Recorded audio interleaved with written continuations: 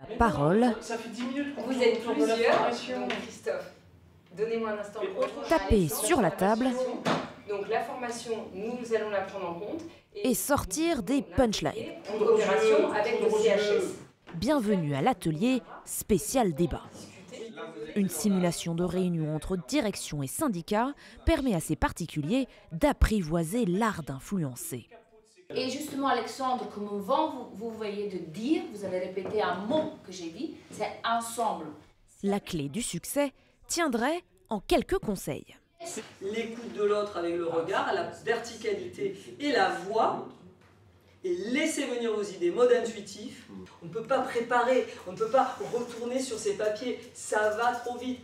Des conditions qui ont mis les nerfs de ces débutants à rude épreuve.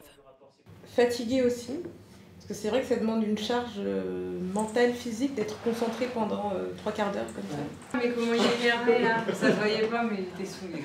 Bien ma chère, personne personnage. Personne personnage. Et être une personne personnage en politique, ça s'apprend. Stéphane André a déjà coaché plusieurs candidats à la présidentielle. Il leur apprend l'art de la rhétorique qui passe notamment par la maîtrise du corps. Très souvent, les politiques, et c'est le cas de plus en plus, n'ont pas de préparation physique. En revanche, ils sont surpréparés intellectuellement. Je ne reviens pas sur les éléments de langage, fossilisation de la pensée, parfaitement décodée par les publics, qui passent leur temps à s'ennuyer, à écouter des orateurs qui ne prennent plus de risques intellectuels. Dans un débat contradictoire, l'autre est mon partenaire. Par les questions, les procès d'intention qu'il me fait, les objections, il m'aide à développer jusqu'au bout mon projet. Si deux débatteurs sont dans le conflit, le regard n'est pas là, ils sont tendus sur l'avant et ils se coupent la parole tout le temps, mais de manière épouvantable, nous avons ici une déchirure du tissu social entre deux personnes qui, parce qu'elles ont un statut très élevé en France, préfigurent une déchirure dans la France. C'est une catastrophe de ne pas enseigner ça aux politiques. Et pourtant, le débat d'entre-deux tours est pensé comme l'ultime arène où les deux derniers combattants s'affrontent. Dans les coulisses, il y a des conseillers comme Franck Louvrier, à son actif, 2 finales de Coupe du Monde des politiques, comme il les appelle, en 2007 et en 2012, auprès de Nicolas Sarkozy. Je pense qu'on ne gagne pas, ce qu'il faut, c'est pas le perdre. C'est ça l'enjeu. Et selon lui, celui qui a le plus à perdre, c'est toujours le sortant.